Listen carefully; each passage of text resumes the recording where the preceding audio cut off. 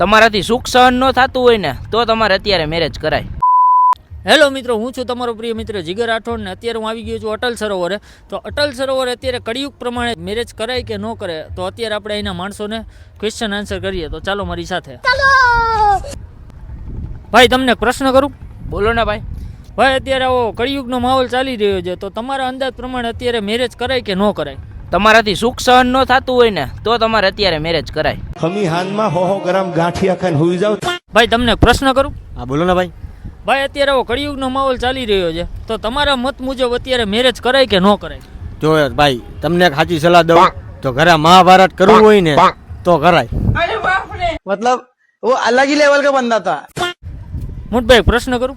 બોલો. ભાઈ, અત્યારે કળિયુગનો માહોલ ચાલી રહ્યો છે, તો તમારા મત મુજબ અત્યારે લગ્ન કરાય કે ન કરાય? ઓલરેડી લગ્ન થઈ ગયા ઘરે છોકરી આપણે શું કરીને કામ. અને કરવા વાળા ધોળા દીએ કરી લે, ખબર ન પડે. રણજીતસિંહ